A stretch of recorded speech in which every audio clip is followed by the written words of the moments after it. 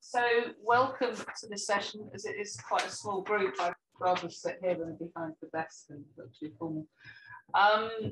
So the integrating security risk management across humanitarian action is the area of common concern. And within that, we identified two key areas of priority for us. One was the sort of security in the digital world. And the other one was the whole idea of inclusivity and person-centered approach to security, because we found, you know, historically, we have virtually no security in the humanitarian sector.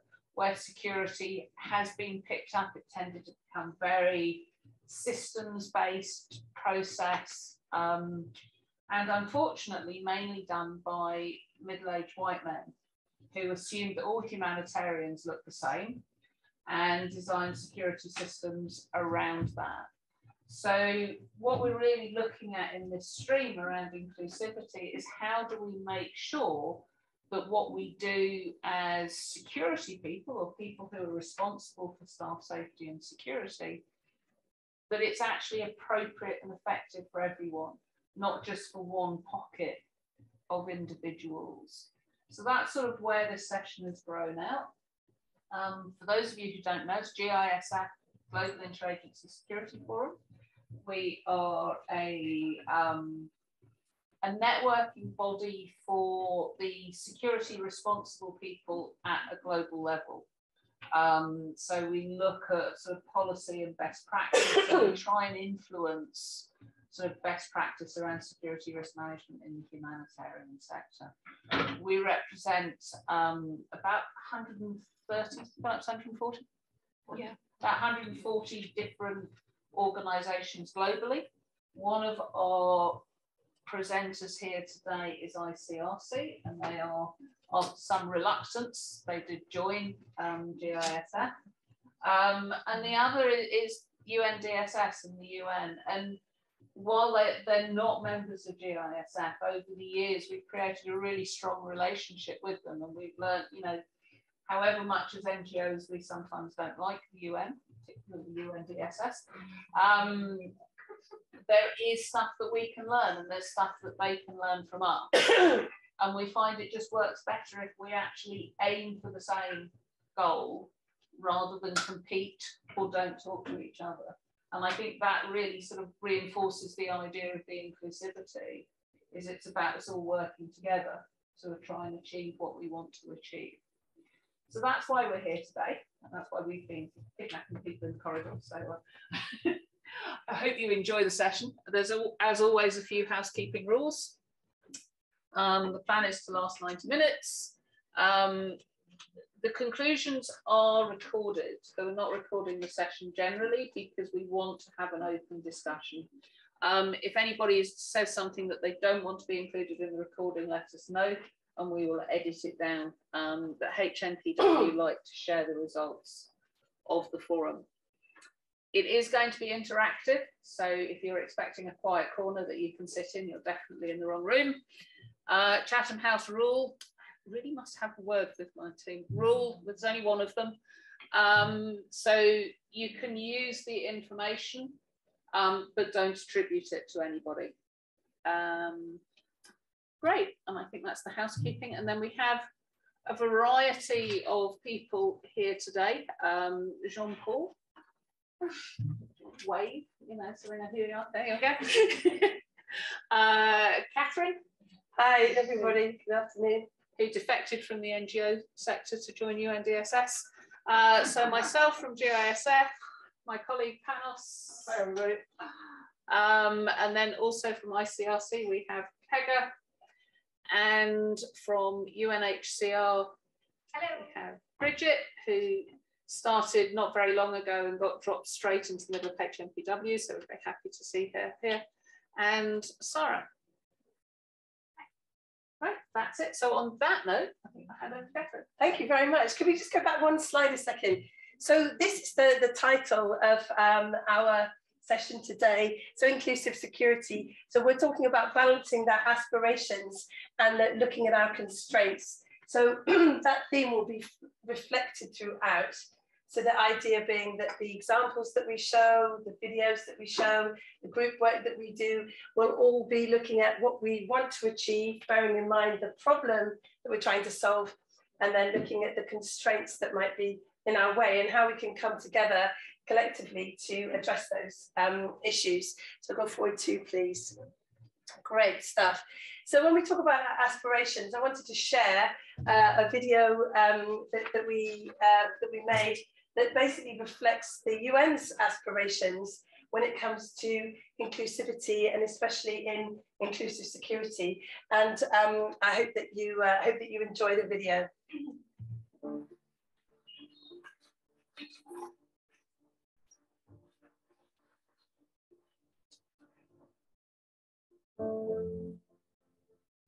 We are of the world, for the world.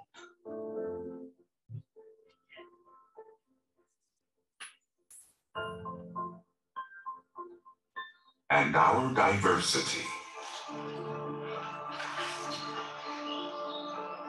empowers us to make the world a better place for all.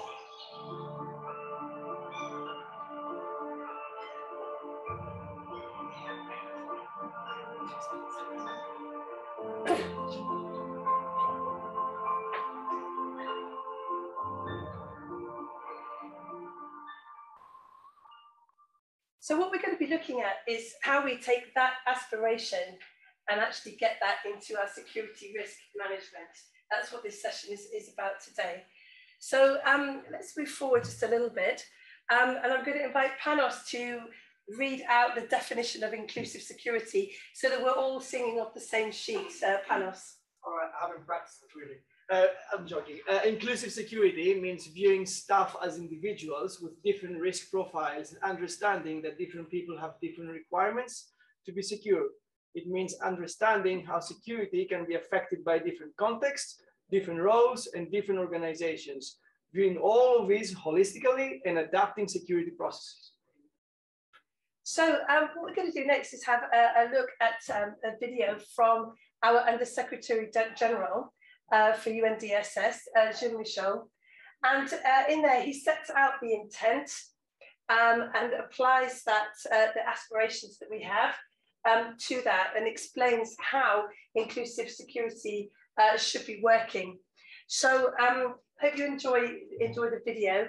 For some of you, it's things that you already know about. It's nothing new. But I think what's important here is to say, look, we have a senior UN official who is saying, this is how it's going to be. And we have a roadmap, we have a strategy, we have the architecture within the United Nations to implement this. Where the challenges come is to upscale from the person-centered approach and to make sure that we make all our processes fully inclusive. So that is the challenge. And that's where we're probably not alone, and where we invite everybody to join together with our colleagues in ICRC, NGOs, say to everybody to find solutions. So that's really what we're about today. So I'm going to hand over to our video of Jean-Michel. My name is Jean-Michel, and I am proud and honored to serve as the United Nations Undersecretary General for Safety and Security. Every day, I am inspired and motivated by the courage, dedication, and hard work of UN security personnel. The United Nations is a unique organization. What drew me to work for the UN was the opportunity to have a positive impact on people's lives globally. I have come to appreciate the force behind the UN's incredible diversity. We are, after all, a workforce of the world and for the world. Our personnel should reflect that. The UN's values also resonate closely with my own, in particular, respect for diversity, integrity, and professionalism. All of these are interlinked, interdependent, and indivisible. We can't have one of these without having them all. Respect for diversity is about an ability to work effectively, respectfully, and inclusively with people from different backgrounds, identities, and with different perspectives. This is crucial for all UN personnel, irrespective of their role. But it is especially important for those in UN security roles as we serve the diverse group of people who serve the world. We all have our points of view and way of seeing the world. We may not always understand the lived experiences of others. That doesn't mean that we can't support everyone's equality in dignity and rights. Culture and tradition should be valued and bring us together, not drive us apart. The same applies to race, religion, language, geographical provenance, experience, marital status, sexual orientation, gender identity expression, disability, and age. Diversity and inclusion are key elements of the way that we work. But what does that mean in reality? So, diversity means inviting people from all walks of life, and inclusion is about ensuring that everyone gets an equal voice.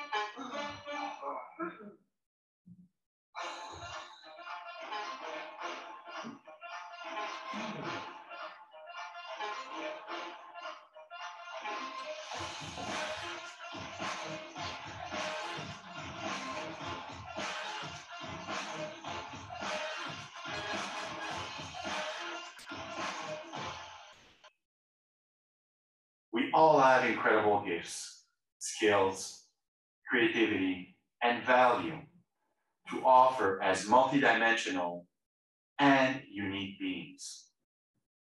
By the same token, we also all have personal risk profiles or intersecting vulnerabilities. This is where aspects of a person's identities in combination can make them vulnerable to certain threats. For example, that can mean someone being excluded because of their disability and gender. UN personnel with a disability may not have all the reasonable accommodations they need to do their job. That's causing exclusion. If you add this to another vulnerability, such as gender and race, you can see how these vulnerabilities intersect. It's a combination of different factors that determines a person's personal risk, including threats greater than exclusion. We all have vulnerabilities. I do, and every one of us does. What is intersectionality? Intersectionality refers to the way race, gender, class, sexuality, and other parts of who we are overlap with one another. People from different backgrounds experience the world differently. Intersectionality helps explain how parts of who we are come together to determine who has power in our society and who does not. People are complex, and many factors contribute to our identities and experiences. We cannot look only at one part of our humanity. We have to look at the whole picture and all the factors that impact our identity and experience in society. All UN personnel do not experience risk equally, even within the same context. Differentiated risk management measures need to be put in place so that the resultant level of risk is acceptable for everyone. It's with great sadness that I say we face bias and racism in the UN. The UN Secretary General, Antonio Guterres, said of racism in the UN and the world that this scourge violates the United Nations Charter and debases our core values. Every day in our work across the world, we strive to do our part to promote inclusion, justice, dignity, and combat racism in all its manifestations. I stand with his words and urge you to do the same. It doesn't stop with disability, gender, and race. Other personal profiles that may affect how colleagues are treated are age, social origin, ethnicity, accent, and language. So that's a sort of a broad sort of summary, if you like, of our intent in UNDSS and wider in the UN as well.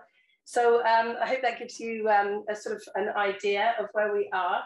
And I introduce now, or hand over to Jean-Philippe to talk about the Icrc perspective.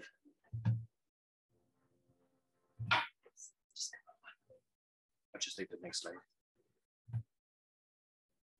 And apologies, I'm gonna sit down as well, because I don't have a nice video from a high representative to explain all of this. So I'm going to do this the old way. There are lots of similarities, I think, as mentioned by Lisa, but also Catherine, in terms of where organizations want to go in terms of goal. So, you know, for the International Committee of the Red Cross, you have a humanitarian organization who, of course, mandate is to provide protection and assistance to victims of armed conflict and other situations of violence. And its primary resource is its staff. And here it's interesting because the diversity of skills that you will find in the Icrc staff is for an employer, for any employer, something that needs to be preserved and also protected. So here we do the link with security risk management, where if the Icrc wants to be an employer that makes sure that every colleague is well connected, respected, have the possibility to learn, then from a security risk management, it's about making sure that they are all kept safe. And this is looking into what their profile, whatever the profiles that they have. So you see in the video where you see that the diversity and inclusion, bring them to the party so they can. It's the same with security risk assessments. The broader profiles, the various experiences and exposure that you bring around the table to do a risk assessment is going to make your risk assessment as rich as the people that are around. And if you give everybody a voice, then that's inclusion in the frame of security risk assessment. For us, what happened, and that's an interesting part, and here I'm kind of revealing also where we come from. I work in the operations department. 4 years ago, I came back after 13 years in the field, and I had different experiences, different hats, and got to join the security and crisis management support unit, first in the field and at HQ. We are basically inside the operations department. We support them. So because in Icrc, security is under the responsibility of operations managers. It's not a different decision-making body, you know. So we expect decentralized decision-making made at the closest levels as possible to where the operations are, and these are the people in charge in those offices and in remote areas. 6 years ago, we wanted to look at how to make their work as best as possible in order to anticipate risks and respond to them and prepare against risks. And we rolled out a methodology that was collaborative in its inception. By collaboration, what I meant was that you could have before a situation where a head of structure was basically in charge of everything, but you wouldn't really have a frame to organize the risk assessment. Here, what we provided was a methodology to make sure that everybody in the structure would actually contribute to the definition of the risk, identification of the risk, the elaboration of the mitigation measures, and working together. And that was a change that we had to accompany ourselves in the field through trainings, but also on-site risk assessments. And we actually learned a lot there, because what we learned was that by doing this, we were making sure that we were not leaving stones unturned, as compared to before, where you could have a tendency to only see things from your own bias, your own experience. And so that triggered something that was quite interesting. And then 2 years ago, we got lucky to be invited to a workshop from GISF, which was on security incidents through the perspective of diverse profiles. And it was great because, as mentioned by Jean-Michel prior, basically the conclusion for most of the security advisors who were at this workshop was that everybody has a risk profile. Whether you're a senior security advisor with a heavy army background in a Western country, or a young aspiring security advisor who actually grew up and lived through armed conflicts yourself, and with a bit more of an experience in program management, everybody is going to bring their own bag of risks to the table, and how they actually see a situation. And this was a good opportunity for us to do a bit of a health check on our security risk management practices. And we wanted also to connect to other processes that were ongoing in the Icrc. Recruitment, onboarding, training, and all these other aspects that our unit was not directly responsible for, but were connecting in a way to the place of the individual in the organization. And we got lucky that this initiative was first welcomed by, I would say, the parts of the organization that usually look into those aspects, which is going to be for us diversity and inclusion or human resources. And we actually got lucky that our innovation unit found this an interesting approach and funded a research project, which, and again, being lucky, continues to be, with Pega here that was there at the time and really spearheaded the project, the research project for us. I'm not going to talk longer, but it's just to say that what we learned there was, of course, very interesting, and I'm going to share today a bit of what we learned and took from this research. But we also want this session to be helping us collectively to actually continue adapting and translating those needs in our respective organizations. Because, of course, our perspective as Icrc is going to be a bit different from the UN for sometimes obvious reasons, that we don't operate exactly the same way. We don't have the same restrictions or constraints. And it's the same with a lot of other organizations. What was also interesting with the outcome of the research, at the time we couldn't really share it right away, but it kind of coincided with the first session organized by HNPW on a person-centered approach. So Pega was actually there and working with a lot of you here to organize that session.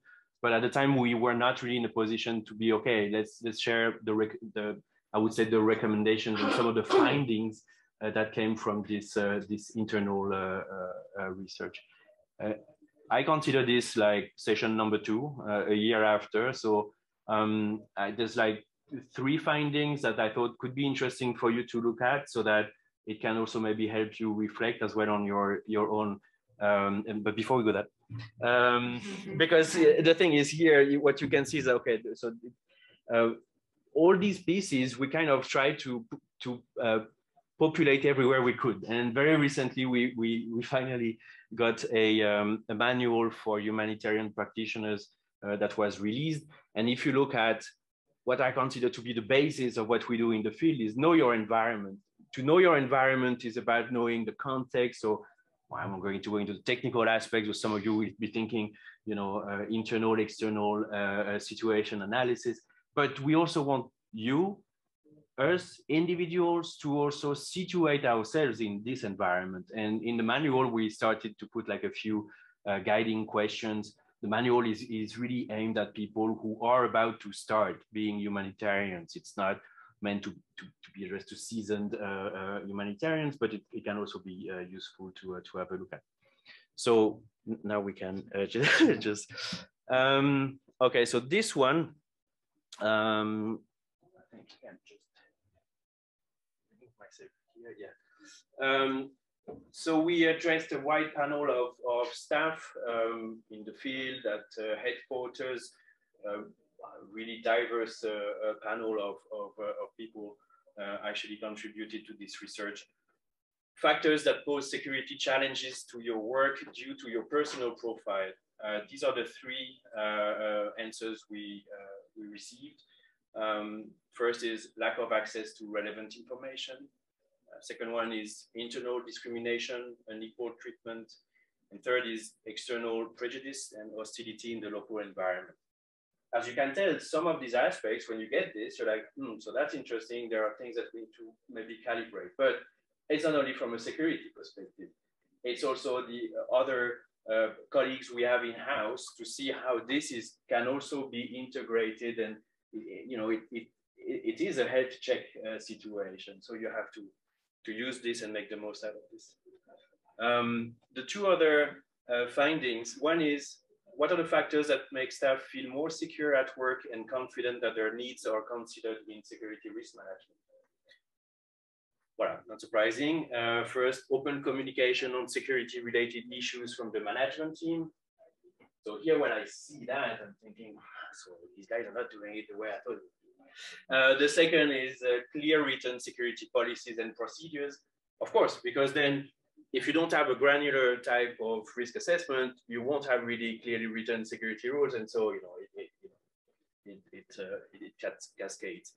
And third, mechanisms for reporting and redressing complaints. And that's interesting because it links up to other initiatives in-house, for instance, to have a better complaint mechanism system, which we have with our global compliance office, for instance. And the other finding here, do you feel that staff from a diverse range of personal profiles are adequately consulted in the development of security-related policies and practices? But 44% of the people said no. And then you combine this with I don't know, which is like 30% of them. You're like, okay, so there is still room here in terms of internal communication and making sure that when you do a collective risk assessment, it is collective and not just on the paper. We said, yeah, we consulted, but you know, it has to be done with people.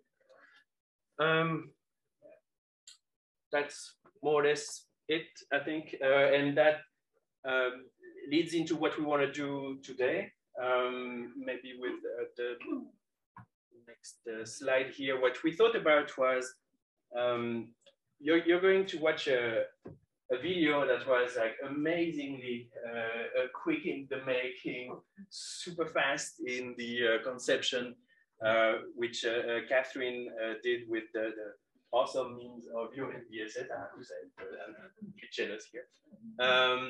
And it's about one of the aspects that we need to talk about is deployment, the deployment dilemma. Because when we start looking into profile-specific risks, the idea here is also to make sure that from a protect the Icrc's perspective, we can't really send everybody to every conflict zone. Sometimes we have some very simple limitations, like nationalities, due to ongoing conflicts between different parties. So, okay, this one is probably the easiest. But as we know, there are much more in terms of threats to individuals based on their profiles. And so we need to know a bit more about this. And so the idea for us is that have a look at the video, think about maybe it resonates into maybe some of your experiences or things that you would like to see changed. And after that, the idea is to work basically on those areas. I will share after that, and that's also something I wanted to say, is that after we do the restitution, I will also share some of the recommendations from our own report, and we could see, like, we could actually start comparing and see, you know, if we are on the same line or where we are diverging. Again, this session is about aspirations and constraints. So I think the goal is pretty clear, and the constraints may be a lot. So we have to see about this, Catherine. Yeah, that's it. That's great. Thank you. So we were going to split into much smaller sort of groups, but I think what we could do instead is to we'll merge a couple of these areas, but we'll talk about that after you watch this short film. It's only 1.5 minutes. So not to do a spoiler alert or anything, but it might make your blood boil a little bit, what you're about to see. Okay, and just one thing, that when we do the feedback in the groups, we're going to use ICRC's formula here to frame our feedback. So whatever the feedback is, it will be around all of those elements that you see around the outside of the circle. And then we're going to capture that. And GISF, sorry, very kindly have agreed to collate that information, collate the ICRC's findings, and then we'll have a sort of a combined approach, if you like, just to take forward, which will be our starting point for anybody who wants to continue this journey with us. And of course, everybody's very, very welcome to do that. So is that okay with everybody? We're going to watch a video, then we're going to break into groups and discuss according to these different themes of security, HR programs, disability, and sexual orientation. And then we're going to come back and feedback in plenary. Is that okay? Great, because if you just said no, I don't know what I would have done there. So, at least watch the video. Yeah, exactly. Watch the video. Okay, please. Thanks, Megan. Okay, got it. Hey, Farah. I spoke to the hiring manager, and there is no doubt that Jackson is the most qualified and best candidate. But I just got a call from his former HR manager, and apparently there were some issues. Like what? We have to be transparent about this. On one hand, we have the equality statement, and on the other hand, we have these behind-the-scenes conversations. But it's a matter of safety, though, isn't it? I mean, we're responsible. If we send them out there and something happens, we have a duty of care here. Farah, can you tell me what the issue is, please? I have a real-time problem here and I need immediate help. I can't keep promising that we're going to deliver and just not bring in the one person who can get us out of this whole mess. It's not that simple though, Maria. There are a lot of factors here at play. Farah, could you contact Jackson and actually have a conversation with him about whatever factors you're going on about, please? Like, actually talk to the guy and figure it out. I'm in the dark here as to what's happening. Yes, of course. I know this is a challenging time and I will do everything I can to support you. I don't know what to think, to be honest. On the one hand, it's a dream job and everything I've just been working for just ages. It's just the location I want to go to. Everyone says it's amazing, but it would be really difficult for us. Hang on.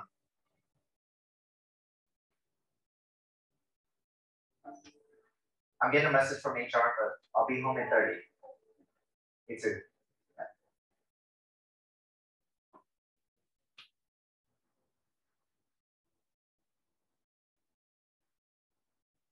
So Jackson, hi, I'm Robert, the security advisor. I'll be doing your briefing today. So is it just you, or do you have family that's joining you at some point? It's just me for now, and then my spouse will be coming out in a couple weeks. Does she also work in the sector too? I know a few of the wives do. No, my husband is a screenwriter, so he adapts books to film scripts. You do know it's illegal to be gay in this country. I mean, how did you even get a visa? Are you not at all concerned about this? No one told me. What would anyone tell you? Why do they need to tell you? Look, we can be all politically correct here, but if you go on Tinder or someone sees the two of you together, like the cleaner of your house, you will get in big trouble. And I'll be the one that has to clean it all up. Really?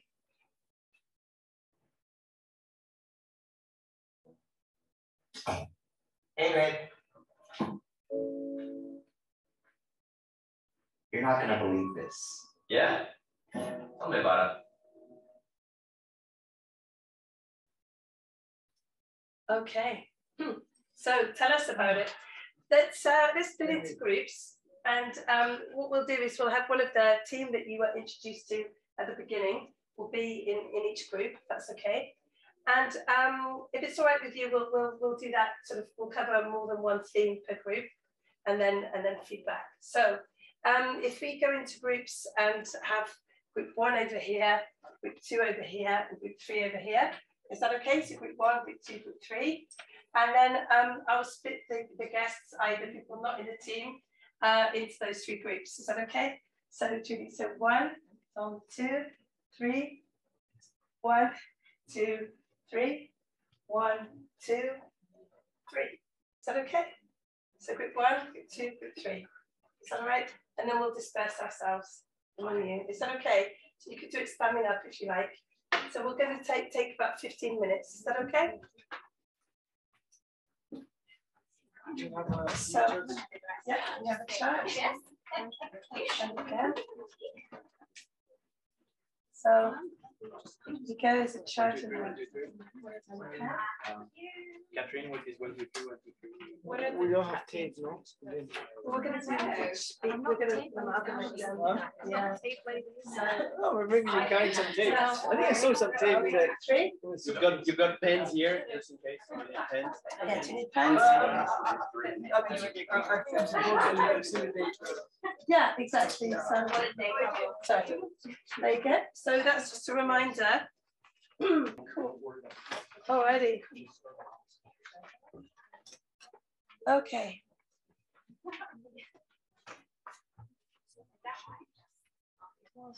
How's everyone doing? Was that interesting? Yeah. Interesting. Okay. So what we're going to do next then is to have our plenary feedback. Okay. So each of the 3 groups is going to report across those themes.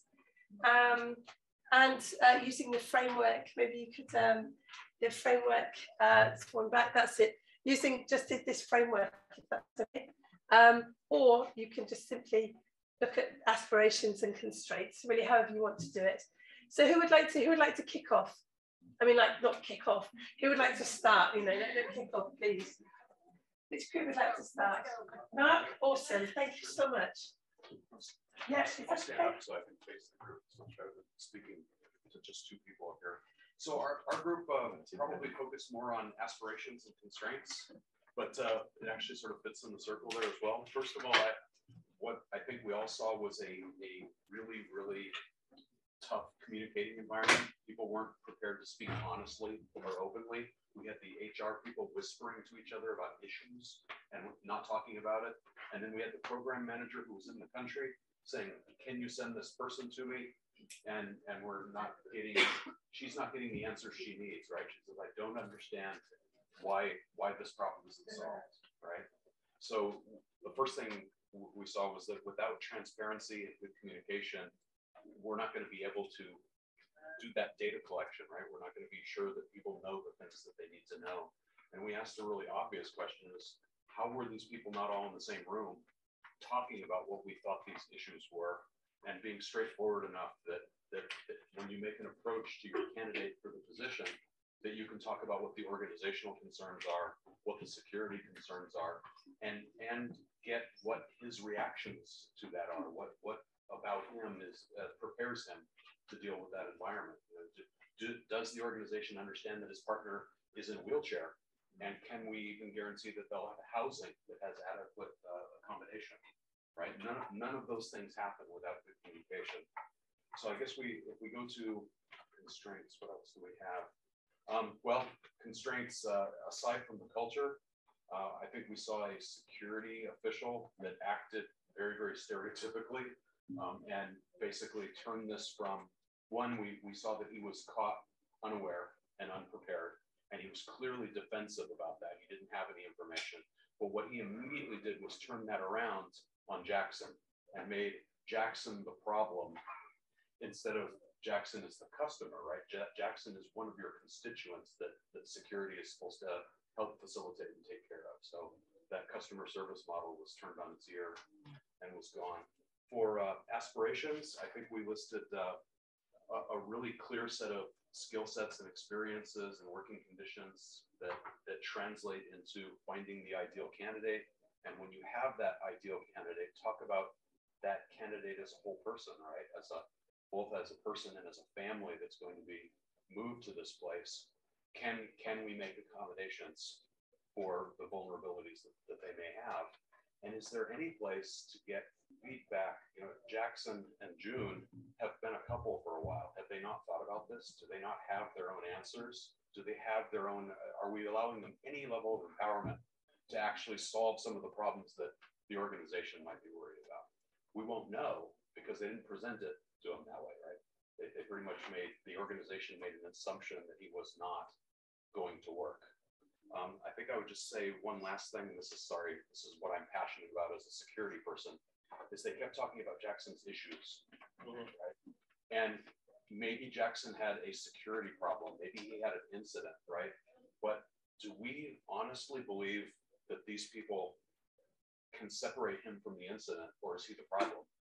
If you have a security incident, you're not the problem. You have a security incident, and security is supposed to look at how we stop the incidents from happening. We don't look at people who are unsuitable because they have issues. So that was one of the things that really jumped out at me is security is supposed to be about taking care of people. It's not supposed to be about judging people. That was great. Group 3 set the bar very high. So. Okay, Bridget, would you like to go next? Sure. I don't mind standing up, but I will. Okay, so we had a very dynamic discussion about information sharing. I'll piggyback on what you started with. So firstly, we said the timing of information was paramount. So the organization, particularly HR, and anyone in the recruitment onboarding process needs to upfront information about what would be available in the country when it comes to medical facilities, like really practical technical things, how it would be living there, what sort of expectations what to expect, what we've experienced in the past. So there are really clear understandings of what may be the environment that Jackson and his partner is going to. We also talked about upfronting operational constraints. So what are the concerns we've already had? And not about Jackson's profile, but about the operating environment. We also talked about the role that we can use organizations that have expertise in also sharing this information through networks. So for example, the UN has UN Globe, but we talked about other organizations. I'm trying to read my own writing. Support mechanisms available. We said also, particularly as Jackson's partner is in a wheelchair, but not necessarily only because of that, but we need to upfront what support is available in country in terms of medical as well. And we gave the example of what UNHCR does. So UNHCR provides a vacancy announcement goes out, and when you apply for a vacancy announcement for a high-risk duty station, UNHCR will provide a briefing up front for people who have applied to that location so they know HR constraints, security constraints, medical and psychosocial constraints way up front for them to then withdraw out of the process or continue on through the process. So we gave that as an example of good practice. We also talked about, when we look at onboarding and recruitment, we talked about the role that HR and the manager, the program manager, actually has in understanding the profile of personnel and contributing to those pre-recruitment briefings. There's a lot of information sharing, was a lot of our discussion. We discussed deployment restrictions. One of the colleagues in our group mentioned that their organisation would have restrictions on ability of people to deploy to certain areas based on nationality, tribe, etc. So how are they communicated? Are they communicating the vacancy announcements? Are they not able to be communicated? For example, for the UN, that would not be possible just by virtue of our organisations. But how is that communicated in the HR process pre-expectations being made on the individual? We drew a very hard line on the security officer. He needs some serious training. We also said very kindly and very diplomatically that we need to work on some soft skill development, but there were some stronger terms used. And we also talked about when we look at risk assessments, to not just look at like black and white SRM processes from a security perspective. We also talked about medical facilities and their capacities, both within the country, neighboring countries, etc. is super important. I'm trying to think, did I miss anything? No? Okay, that's us. Thank you very much. So I'm afraid we did the exercise a little bit incorrectly, because we talked less about the video, but more about how our organizations are hearing things. So apologies, but I think a lot of it still applies. I'm going to try not to repeat what was already said. In terms of aspirations, one thing we talked about was data collection and how it's difficult as an organization to ask for certain information about staff profiles without really kind of infringing on their privacy and the laws around that as well, especially in Europe. But one option was that we could ask staff to volunteer this information when it was relevant. So if there was a security incident, you don't have to have a mandatory box or people have to fill it out, but you could have kind of an open text where you could say, you know, was this person's profile relevant in this, for example, targeted attack? And if so, they would have the option to say it, but it wasn't something that they would have to say as part of kind of recruitment. One really interesting example was about deployment constraints and, you know, our own biases of saying, in this area, we can't have a person of this race working. And one example that was given was that the actual community that was going to be the recipient of the staff member was consulted and asked, would you be okay if this person were to come? And actually they were, and then the person came and it ended up being okay. So sometimes we assume that it's not going to be okay, but when we actually discuss it, it turns out that it was in our, you know, it was our own bias.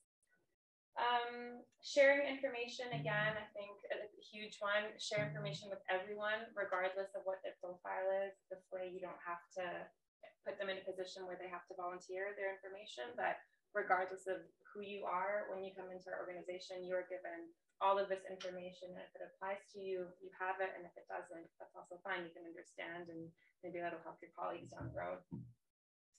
Trainings, doing this on a much more regular basis, you know, discussing, we were saying how language around these issues are so difficult sometimes because we're in an environment where language is so loaded, and sometimes talking about inclusivity, we're using language that actually excludes people so much because people don't know how to talk about it, and they're afraid of saying the wrong word and then being completely shut down and being, you know, then you're banished to the corner and can never speak again. So using vocabulary that actually is accessible. You don't need to have a PhD in gender studies to be able to talk about some of these things, but let's make it, we want to talk about the issues and not be so difficult about, language is important, you know, but we need to understand what the goal is. So talking about these issues in a way that's accessible, not to the people that are very much involved in diversity and inclusion in these topics, but actually the people that you want to reach are probably people that are less comfortable about language. And then again, that goes to our next point. It's about marketing of this approach. I really like talking about it in terms of security because it grounds it, and we can say diversity and inclusion is important for many reasons, but also it has very real implications if we don't consider it when we do security. It can be life and death, it can be security incidents. And I think it's a nice way to start a much bigger conversation that needs to be had, but makes it a little bit easier to discuss because it's very tangible. Constraints, we had some really interesting ones. One which we thought of as a bit of an aspiration and a constraint was blind hiring. So as an example that was given by one of our group members, how blind hiring can actually help so much in terms of hiring diverse groups of staff. I know there was a statistic I read a while ago, it was about football coaches and hiring coaches. When they did the blind hiring, they had a much more diverse group of people because they were being excluded because of race and other factors. So actually, when we do the blind hiring, we're more likely to have a lot more diversity on the table. But how does that impact security? When profile-specific risks can have security implications, how does that impact blind hiring? And what is our responsibility as an organization, our duty of care to consider things that actually blind hiring doesn't let us consider? So it's interesting. It's a difficult one, and that was a kind of a new thing that I thought about today.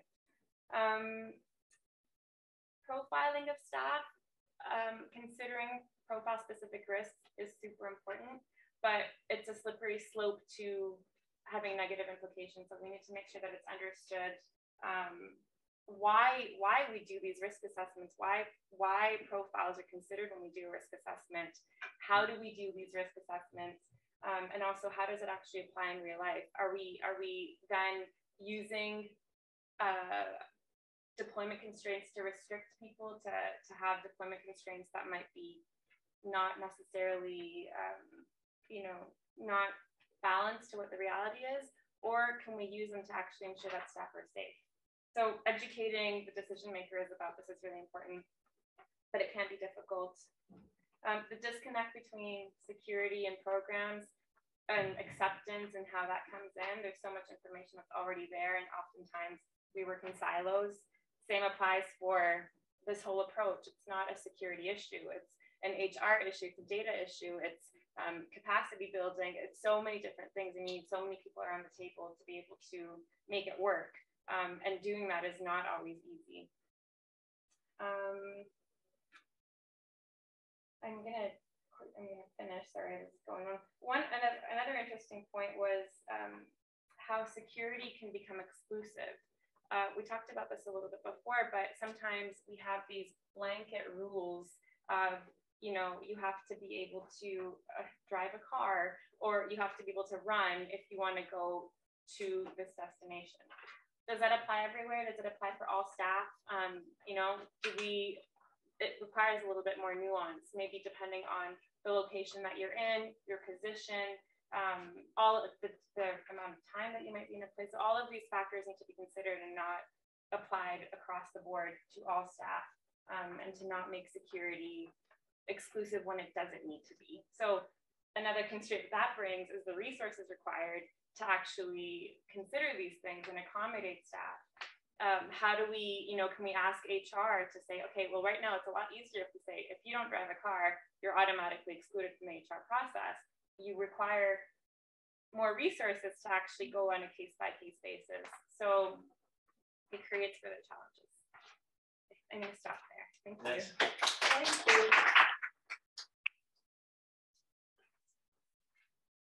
Yeah, before we actually go back to the reporting part, because I guess it will be recording for the end. I mean, it's great to hear all of this, and I was happy to go and listen to the different groups. Yeah, so earlier I was saying I wanted to share a few things, and I'm going to get closer to you, Megan. It's not creepy at all. Up, there you go. I wanted to share a few. These are the broader recommendations that come from this research project that we did last year. And of course, I left only the broad part, and in some places kind of retyped so that it was a bit more generic to share. In reality, there are lots of things that we still need to fine tune. Some of those recommendations, we actually started implementing them. Others will need a bit more fine tuning with other colleagues in-house. D&I, HR, they are my favorite, but not only. There's also staff health, or what you guys call medical, and other aspects, because HR is really big. So it's it goes from onboarding to recruitment to more operational deployment. So if we look here in terms of risk assessment, of course, what we want to achieve here is that profile-specific risks are included in your security risk assessment, and not an extra step, not something additional, not something like, as was mentioned also earlier, could be seen as an exclusion type of exercise, because that's not the case. And the reason why I'm saying this is that when I hear, for instance, that in several organizations, it could be seen that security is exclusive or has rules that show that aim to exclude people. What I realize is that if the risk assessment had been more precise, you wouldn't have those exclusion broad type of rules. And here it's also because certain, when we talk about, for instance, if you are located in a building where you don't have good fire emergency systems, right? It happens in certain countries that also you don't have fire brigades that arrive on time when there's a fire.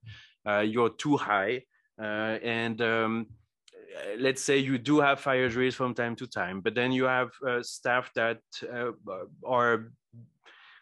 have disabilities that prevent them from leaving the building on time. And we know this is how people actually die when there's a fire, not because of the fire, but because of asphyxia, because you don't have enough time to leave. And here maybe there's something to look at in terms of why are we located there? Maybe, and this is not a rule that has to be made that people need to be able to evacuate in, it's not about, we know the time it takes to leave a building safely and when it's not safe anymore. So that helps us in the decision making. Then you need to do your risk assessment and see what is the environment like when it comes to not only response to fire, but maybe the electrical system. If you go in lots of contexts where you see all the electric wire boarding is done on wooden pieces of junks that are outside and just waiting to get eaten by rats. And anyway, so you have those situations that you need to take into account. And then your security risk assessment should help decision making in terms of maybe that's not the best place to be. And it shouldn't be about excluding people with disability. So that's where we want to be. That's where we want to go. And I think this, and for this group and people that are interested in developing this, I think deserves a bit more attention in terms of what could we do to help guide the security risk assessment so that the language that is used is also used in a way that is inclusive and not exclusive, because that's what it is.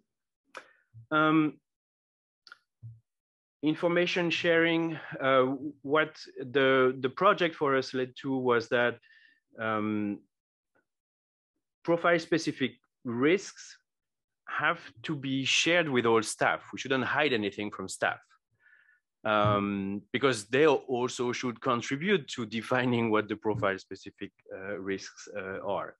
And what we also saw is that you have different places where such information can be found. You may have like your local security resource, so where you give guidance, methodology on how to do certain things, and how is there a place for people to actually look at other information that would fit in helping them to do like an individual self-assessment. And so that's what we looked at, and we developed a personal security page in our own security wiki so that people could get in better information, updated information on several aspects related to various personal risks. But it has also to permeate into other resources in-house. And here in the video, we hear about the country briefing. There's also the security regulations that are populated thanks to the security risk assessments and the briefings and so on and so on. And possibly as well have a peer support network, like make it possible for people to share information on certain contexts in a maybe less formal space, because sometimes not everything is written or said, and we need this as humans as well to be able to have those informal spaces. Data collection is a bit of a pickle, because when we did the review and we looked at that, we also realized that our own incident reporting system didn't collect certain type of information, such as age, sex, or gender, for instance. And so when it comes to then do analysis and maybe do some corrections, if we don't have that information, then it kind of limits as well your possibility to adapt to change rules or your information sharing system. And as was mentioned earlier, maybe there is a set of data that should be kind of systematically collected, but maybe there's also a set of data that should be on voluntary basis only. And this is also something that we would need to figure out in a way. And again, knowing that there are privacy rights, that there are some organizations that are more open than others. There are some, all of this has to be taken into account based on the culture of the organization as well. Recruitment and onboarding for us was about communicating openly about profile-specific risks throughout the recruitment and the onboarding process. I heard in one of the groups the fact that the timing of information sharing is key, and all organizations are doing this differently as well. So it's not that easy to see, okay, from the moment a person is either recruited or voices an interest to work in a certain context, when is the relevant information, when does it reach that individual? And it takes a bit of time sometimes to look back at your organization and try to identify this. And it's a mapping that you need to do before looking into what needs to be corrected. That's something that we are currently going through, because we also want to improve our practices when it comes to onboarding, for instance. And here we see a lot of interconnecting points. And of course, there's a bit of a note here is that you need, again, to ensure that sensitive information is protected throughout the process. Some people may be more at ease to talk about certain things, others don't, but it's okay. You still need to provide the environment where they can have access to that information. So that's very specific to ICRC. I know that for other organizations, it may not be something very possible for mostly political reasons, but for the ICRC, and it's something that I actually explained in the introduction to the GISF podcast, which is based on neutrality and the ICRC's humanitarian principles, is that we just can't send anybody to any place, and we need to do this knowing what the context are, what the context is, what the evolution of the conflict is, who is involved, and what makes sense in order to preserve our staff. So here we still want whatever system we have that would lead to restrictions to be transparent. And that any decision that is taken is systematically rooted to a security risk assessment. And so as soon as you have a finer understanding and a finer risk assessment, then you should be able to have this information, and then you shouldn't have information or collected in a way or that is private, you know, where people don't know actually how decisions are taken. So this should be a bit more transparent.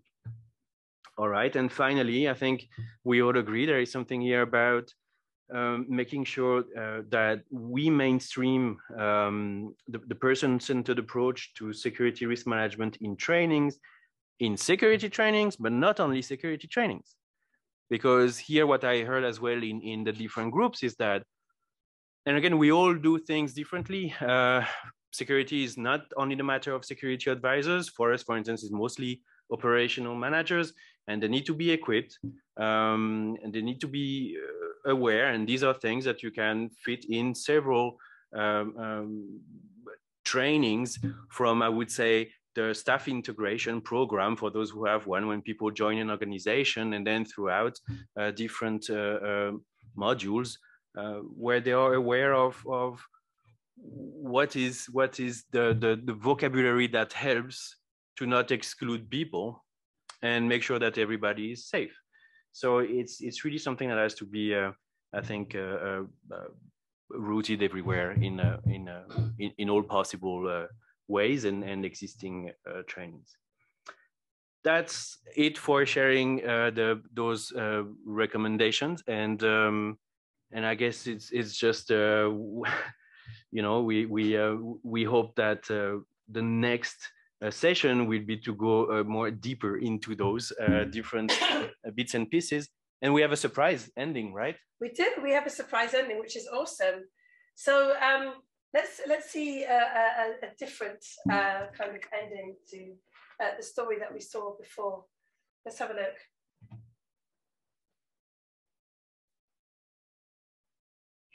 So Jackson, hi. I'm Robert, Security Advisor, and I'll be doing your briefing today. Is it just you, or do you have any family or partner that will be joining you at all? It's just me for now, and then my spouse will be coming out in a couple of weeks. Okay, great to hear. And does he or she plan to work? No, my husband is a screenwriter, so he adapts books into film scripts. Sounds very interesting. You're okay to pass along what we talked about with him? The SOPs, the no-go areas? Yeah, that's what we normally do. Okay, great. Feel free to record your voice memo. I see you got a smartphone. Okay, will do. And just to check, you got your country briefing pack, correct? Yes, thank you. We both looked over it. Do you have any questions about that? Okay. Well, feel free to reach out to me at any time. You do have my details.